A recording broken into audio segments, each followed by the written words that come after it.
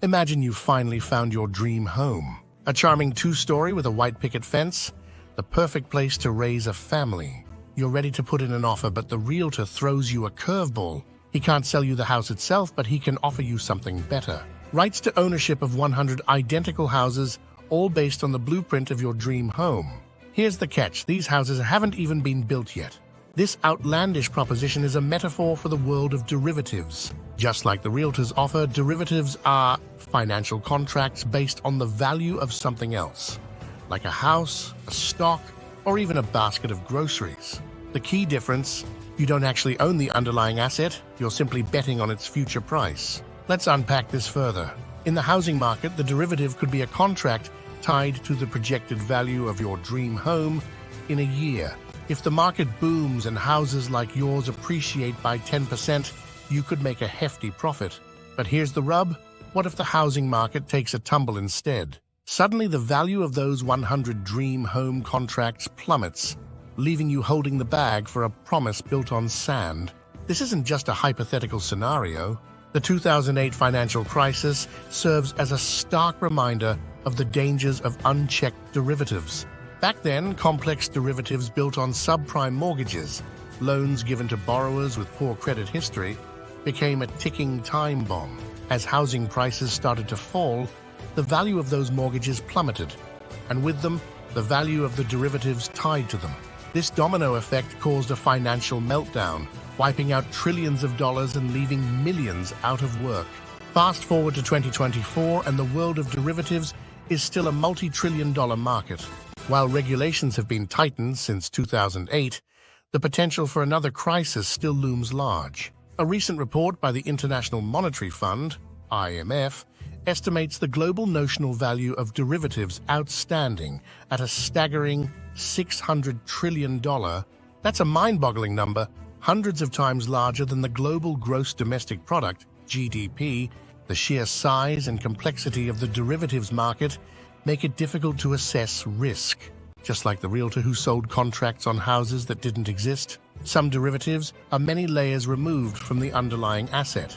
This makes it hard to predict how a small price change in the underlying asset could snowball into a major financial crisis. So what does this mean for you, the average person managing your finances?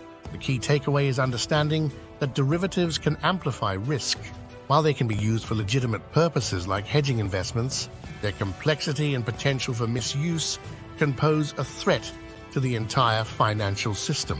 The next time you hear about a market correction or a financial crisis, remember the house of cards built on derivatives. Just like our hypothetical realtor's scheme, these seemingly better deals can come crashing down, leaving a trail of financial wreckage in their wake. By understanding the basics of derivatives and their potential pitfalls, you can be a more informed investor and make smarter decisions with your hard-earned money.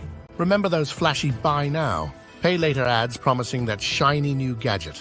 Derivatives are the financial equivalent on steroids. They let you make huge bets on stuff you don't even own. Instead of buying a house straight up, a derivative lets you gamble on its future price. The catch: one small change in value, and that bet can spiral into a debt that could dwarf your actual paycheck. Think of a derivative like putting a down payment on a house without actually buying it. If the price goes up, great, you can sell your right to the house for a tidy profit. But if the price crashes, you're left holding the bag with a bill you can't afford. Multiply that scenario by thousands of investors, all betting on the same thing, and suddenly it's not just your money that's on the line. This is a simplified version of what sparked the 2008 financial meltdown. It wasn't just $1 trillion in shaky mortgages that sank the system. The real villain lurking in the shadows.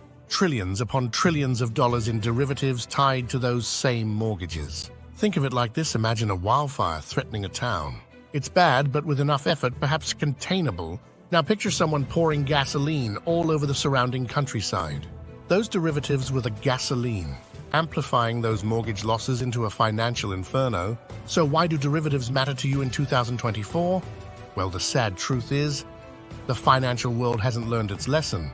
Those complex financial products designed to spread risk have instead concentrated it in ways we don't fully understand.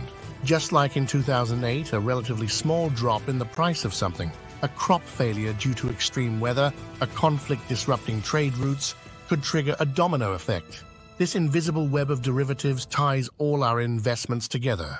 It makes predicting how bad things could get a total guessing game, and not a fun one. Picture this: you peek through the window of your favorite bakery. The shelves are stocked, the cash register is ringing, it looks like a thriving business. But what you can't see is the mountain of unpaid bills hidden in the back room. Bank balance sheets are like that bakery's window display, designed to show you what they want you to see, not the whole messy truth.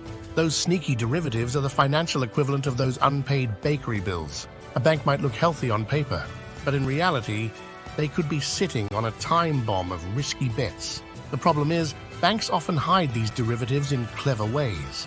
They can stash them off balance sheet, making them invisible to casual observers, or they can shuffle them into something called clearing houses.